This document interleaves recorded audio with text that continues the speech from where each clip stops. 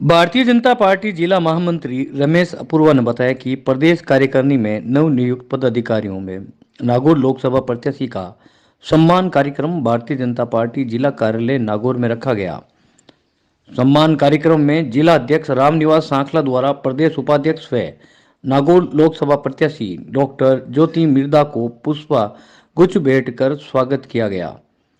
सांखला द्वारा अपने उद्बोधन में कार्यकर्ताओं से लोकसभा चुनाव के प्रबंधन पर प्रकाश डाला व कार्यकर्ताओं को संबोधित करते हुए लोकसभा चुनाव में भारतीय जनता पार्टी को 400 सीटों से अधिक पर विजय व ज्योति मिर्दा को अधिकाधिक मतों से विजय दिलाने का आह्वान किया। पूर्व विधायक एवं पूर्व जिला अध्यक्ष मोहन राम चौधरी ने कार्यकर्ताओं को देश के प्रधानमंत्री नरेंद्र मोदी द्वारा चलाई गई योजनाओं के बारे में अवगत कराया व उन्हें हर ग्राम तक पहुंचाने को कहा। 2023 के राजस्थान के चुनाव में भाजपा पार्टी ने बहुमत से जीत हासिल की है, उसी प्रकार अब पूरे देश में पार्टी को बहुमत के साथ जीत दिलानी है। डॉक्टर ज्योति मिर्दा ने कार्यकर्ताओं को कहा कि अभिभूत हूं कि कांग्रेस छोड़कर आने के बाद भी जो प्यार व स्नेह मुझे भारतीय जनता पार्टी ने दिया है, इसलिए मैं भी गारंटी देता हूं कि आपकी आकांक्षाओं पर खरी उतरूंगी। लोकसभा के सह प्रभारी अशोक सैनी ने बताया कि मोदी के कार्यकाल में जो विकास कार्य हुए हैं उनको जन जन तक पहुंचाना है। वे कार्यकर्ता संकल्प लें कि पार्टी को बूथ स्तर पर विजय बनाना है। डॉक्टर ज्योति मिर्दा बहुत ही सरल व्यक्तित्व की धनी है। नागौर के विकास में आप कोई कसर नहीं रखेंगी। हमें नागौर के विकास के लिए डॉक्टर मिर्दा को अधिक से अधिक मतों से विजयी बनाना है व नरेंद्र मोदी के हाथ मजबूत करने हैं। लोकसभा संयोजक रमाकांत शर्मा ने भी कार्यकर्ताओं को संबोधित किया। मंच संचालन जिला महामंत्री रमेश अपूर्वा ने किया। लोकसभा सह संयोजक व जिला महामंत्री बुधाराम गरवा, पूर्व जिला अध्यक्ष रामचंद्र गुप्ता, नागौर नगर पालिका पूर्व अध्यक्ष जीवनमल भाटी, किसान मोर्चा के पूर्व प्रदेश मंत्री लक्ष्मी नारायण मुंडेल, जिला उपाध्यक्ष रामधन पोटलिया, महेंद्र पहाड़िया, कान सिंह पिपासर, कानाराम पालियाल, नवरत्न मल सिंघवी, जिला मंत्री फूलचंद टांक, शिव देसवाल, लक्ष्मण डेलू, चिकित्सा प्रकोष्ठ के जिला संयोजक हापूराम चौधरी, विधि प्रकोष्ठ के जिला संयोजक गोविंद सोनी, खींवसर विधानसभा संयोजक उमेश सिंह राजपुरोहित, ओम प्रकाश सेन, पुष्पा बागड़िया, कमलेश चौधरी, मंजू सामरिया, ओबीसी मोर्चा जिला अध्यक्ष मंगनी राम कुंजी सांखला, पदम सारस्वत, घनश्याम सदावत, रामचंद्र दूंदवाल, राजाराम चौधरी, पूर्व जिला महामंत्री बाबूराम जानी, मंडल अध्यक्ष नंद किशोर जांगीर, बलदेव राम चौधरी, मोहम्मद राम प्रजापत, गरीब राम मीनानिया, हीराराम गोदारा, गजेंद्र सिंह संखवास, जगदीश विडियासर, घिसूलाल भाटी, सुनील विश्नोई, मनीष काला, महिपाल इनानिया, लोकसभा विस्तारक मोहन सिंह मेहरा, राजेश सालवी, कैलाश तोलावत, अविनाश बिंजावत, प्रमोद बाकलीवाल, राजकुमार पहाड़िया, केवलराज बच्छावत, अरुणा मुंडेल, चंचल जोधा, सरोज प्रजापत, डॉक्टर शंकरलाल परिहार, सुनील तोलावत, अरविंद भाटी, कालूराम बोराना, अमित गहलोत, रघुनंदन व्यास, केसी चंद तापड़िया, प्रतीक पारिक, हरीश किशन जोशी, बाबूलाल चौधरी, अरविंद जाजड़ा, पवन नागोड़ा, सूरज नागोड़ा, हीरालाल डेल्लू सहित जिले के पदाधिकारी, मंडल के पदाधिकारी और कार्यकर्ता उपस्थित रहे। मंत्री और लोकसभा के संयोजक जोरदार जोश के साथ में एक बार बोलेंगे, बोलो भारत माता की। आज नागौर में भारतीय जनता पार्टी के इस कार्यालय में पार्टी ने मुझे दोहरा सम्मान दिया है और उस पर अपनी एक मोहर लगाने के लिए आप सब यहाँ पर उपस्थित हुए, उसके लिए मैं आप सबका बहुत बहुत धन्यवाद करना चाहता हूँ। मंच पर उपस्थित हमारे अशोक जी सैनी साहब जो यहाँ पे अभी सह प्रभारी है हमारे लोकसभा चुनाव के, वो मोहन जी साहब कह रहे थे ना कि एक सीसीटीवी लगा, आप कैमरे की नजर में, मुझे लग रहा है ये सीसीटीवी है। ये सबको नजर में रखेंगे, कोई दाएं बाएं नहीं चल रहा, ऐसा मेरा मानना है। मैंने जिस तरीके की मॉनिटरिंग भारतीय जनता पार्टी में, मुझे ज्यादा समय नहीं हुआ, 5 महीने का समय हुआ है अभी, उसके बारे में भी अपन चर्चा करेंगे। तो बहुत अच्छे से मॉनिटरिंग करते हैं अपने, चाहे प्रोग्राम हो, अपने चाहे कोई भी कार्यशाला हो, चाहे उन्हीं के साथ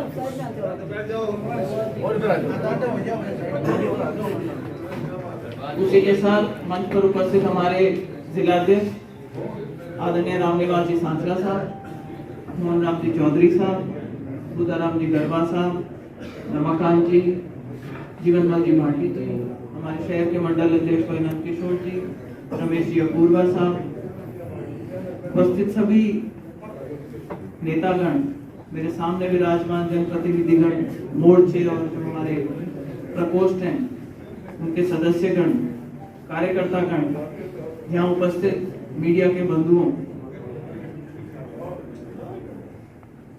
मैं जब भारतीय जनता पार्टी में आई थी तो बहुत लंबा समय नहीं था। 11 सितंबर को मैंने ज्वाइन करी थी पार्टी, और उसके बाद कोई विचार नहीं था पार्टी का पहले कि भाई मुझे विधानसभा का चुनाव लड़ाया जाए, लेकिन उन्होंने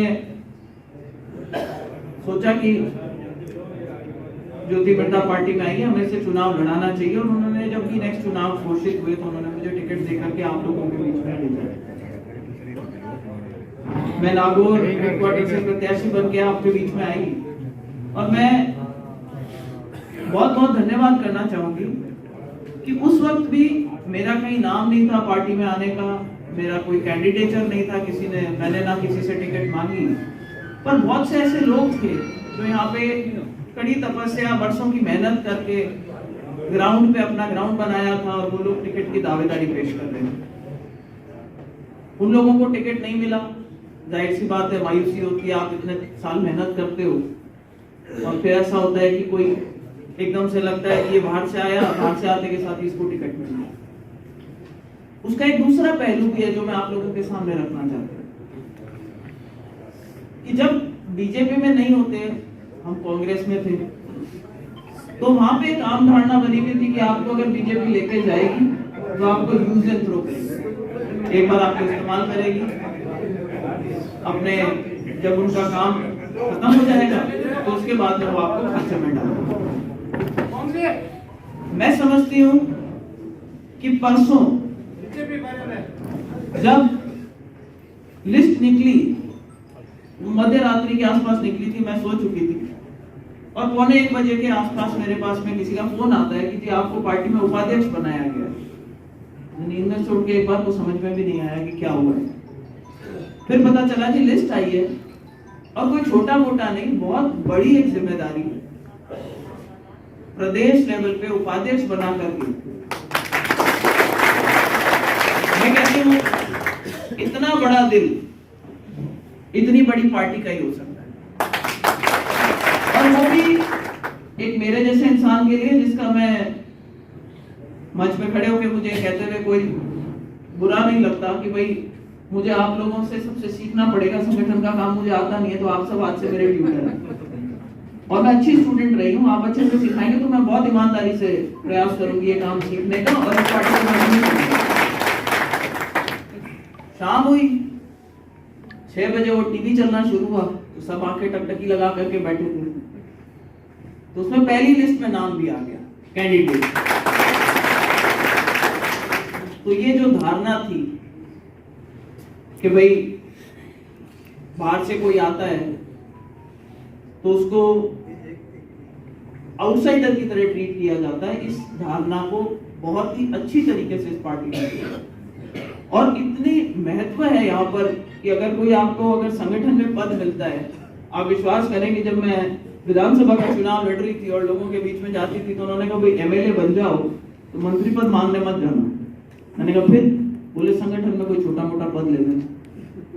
तो इतनी बड़ी जिम्मेदारी, और ये कोई मांगने से नहीं, उन्होंने विश्वास जता करके शायद जो जिम्मेदारी मुझे लेकर के पार्टी में आए थे, मैंने भी देखिए आप लोगों के बीच में हूँ और ईमानदारी से प्रयास किया था कि जिस दिन से भारतीय जनता पार्टी ज्वाइन करी, मेरी एक ही जिम्मेदारी थी कि अपना कुनबा बढ़ाएं, अपनी पार्टी को मजबूत करें, अपने परिवार को मजबूत करें।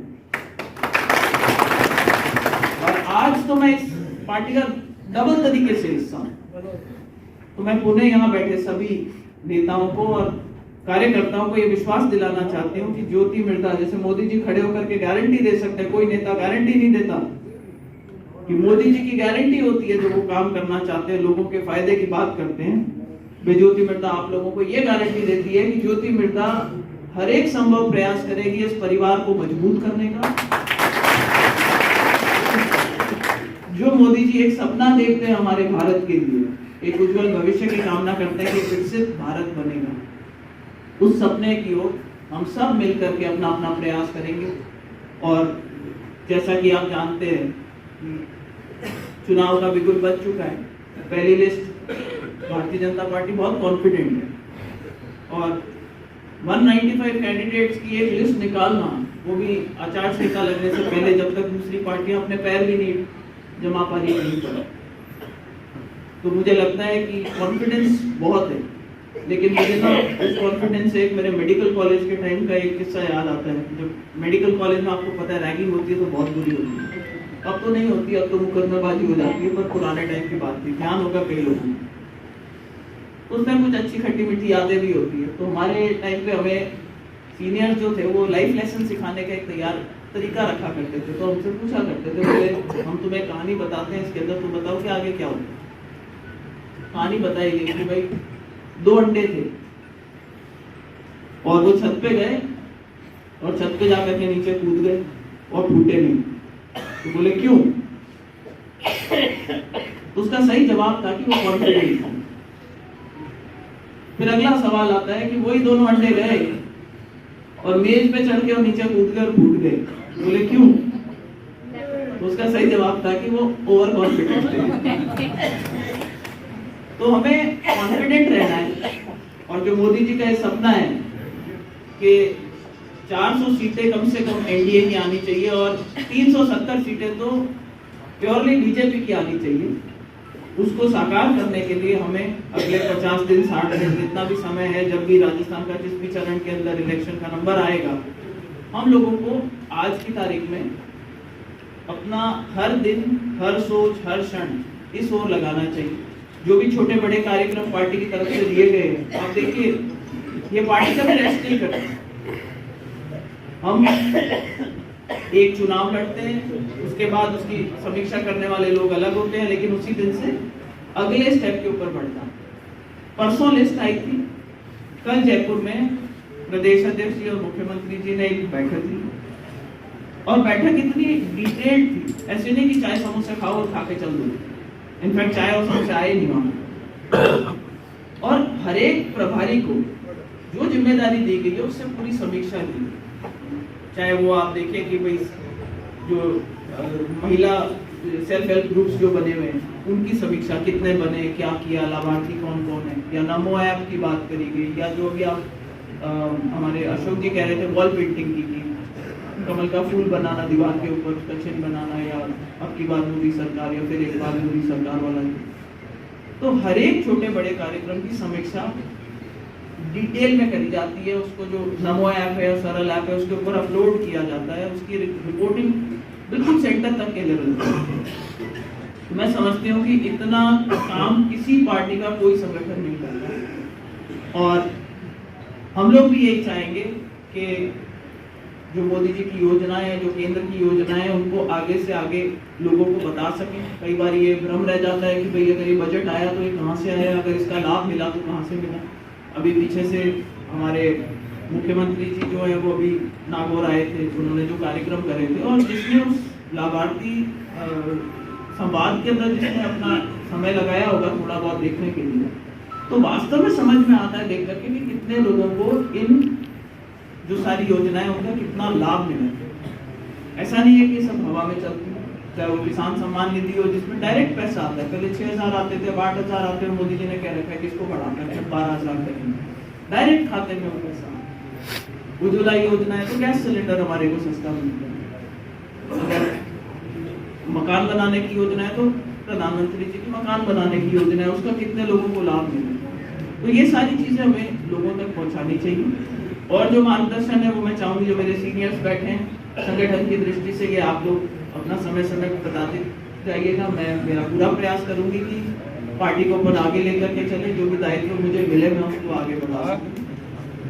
और अभी तो बस एक बात को, ये जो चुनाव जैसा कि सबने बताया कि 2024 का ये चुनाव निर्णायक होगा इस देश के। और निर्णायक इसलिए होगा, परिसीमन लागू होंगे, नई कॉन्स्टिट्यूएंसीज बनेंगी, महिलाओं की ज्यादा से ज्यादा भागीदारी आने लगेगी इसके अंदर। राज्यसभा के अंदर बीजेपी का अब सिर्फ 3 घटते हैं सांसद, जहाँ तक मुझे ध्यान है 3 सांसद घटते हैं, उसके बाद में पूर्ण बहुमत आ जाता है भारतीय जनता पार्टी का, एनडीए का राज्यसभा में। और वो इसलिए जरूरी होता है कि जो छोटे बड़े फैसले लेने होते हैं जिनमें कॉन्स्टिट्यूशनल अमेंडमेंट्स चाहिए होती है, उसके अंदर राज्यसभा में भी हमारे को पूरा सहयोग चाहिए होता है, वरना लोकसभा से पास करा और राज्यसभा में नहीं हो पाती, तो वो दिक्कतें आती है। और ये वास्तव में हम जब 2 बार तो देखो मैंने उस तरफ रह करके धारा के विपरीत चुनाव लड़ा हुआ, इसलिए मुझे तो मालूम है आप लोगों की ताकत। और आज तो मैं आपके साथ हूँ, अपन दोनों मिलकर के हो गया, गाड़ी को आगे पीछे से धक्का दो तो कहाँ तक जाती है, अपन सब मिलकर के एक तरफ से धक्का देंगे गाड़ी को।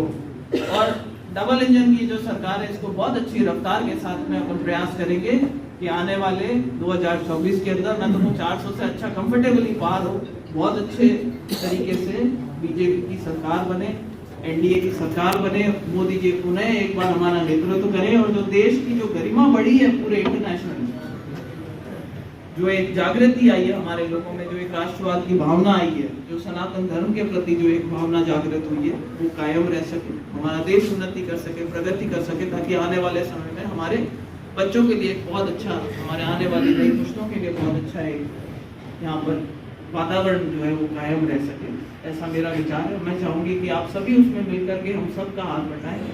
मैं साथ ही उन लोगों को भी हाथ जोड़ करके निवेदन करना चाहूंगी कि जो लोग टिकट मांग रहे हैं, और देखिए पार्टी फैसला अपने लेवल पे करती है, विश्वास करें कि मैंने एक जगह जाकर के भी टिकट नहीं मांगा, क्योंकि मुझे पता था, सिस्टम समझ में आ गया।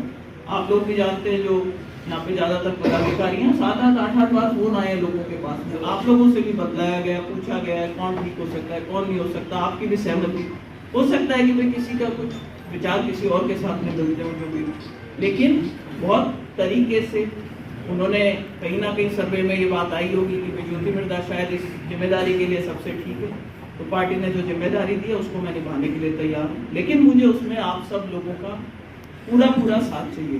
और ये चुनाव ज्योति मृधा का नहीं है, ये नरेंद्र मोदी जी का चुनाव है, तो भाई अगर किसी से छोटी मोटी मेरी रड़क भी निकालनी है ना तो बाद में निकाल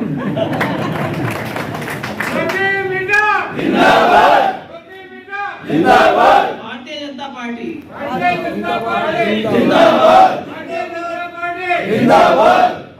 और मैं इसका एक उदाहरण ये देना चाहती हूँ कि ज्यादा पीछे की तो बात नहीं करती, लेकिन 3 दिसंबर को चुनाव का नतीजा आया था नागौर में। मैं चुनाव का जो भी रहा, अपन यहाँ से प्रतिनिधित्व नहीं कर पाए, लेकिन उसके बाद से आप लोग एक चीज की मैं कभी ओढ़वानी लेकर के आ सकते हैं कि अगर भारतीय जनता पार्टी का जो मूल पहले का कोई कार्यकर्ता था वो मेरे पास आया और मैंने उसके मान सम्मान में कोई कसर छोड़ी हो, या अगर बनती कोशिश मैंने उसका काम करवाने की प्रयास करी, और अगर कोई मेरे साथ में आया हुआ कार्यकर्ता था उसको मैंने पीछे रखा, और जो मूल कार्यकर्ता था उसके लिए मैंने गवर्नमेंट डिजायर भी लिखी है। इस बात के आप सब लोग साक्षी हैं, यहाँ पर सब लोग। तो मेरी आज भी इच्छा यही है कि मैं आप सबको साथ लेकर के चलूं। अब तो ये मेरा परिवार है, अब तो मैं इस परिवार का हिस्सा हूँ। तो बात मुखिया तो नहीं, मुखिया तो ऊपर वाले बैठे बहुत, आप लोग काफी सीनियर है मेरे से, पद की बात अलग है, बट वैसे आप लोग मुझसे बहुत ज्यादा सीनियर है। मेरा तो ये मानना है कि एक नाव में अगर सब बैठे होते हैं तो अगर नाव तैरती है तो सभी को तैरने को मिलता है, डूबती है तो सभी भी डूबते हैं। तो आज हम उसी एक नाव के हिस्सा हैं। हमें कोशिश करनी चाहिए कि हम मोदी जी को मजबूती लेकर के आए, देश के लिए मजबूती लेकर के आए, और अपनी तरफ से अभी मेरे ख्याल इस बैठक के बाद एक समीक्षा बैठक होगी जो योजनाएं चल रही हैं उनके ऊपर। तो आपका ज़्यादा समय नहीं लेते हुए आप सबका एक बार पुनः बहुत बहुत आभार। आप सब यहाँ पे आए, आपने जो मान सम्मान और हमारा सत्कार किया और जो स्वागत किया उपाध्यक्ष बनने पे और कैंडिडेट बनने पे, उसके लिए सबका बहुत बहुत आभार।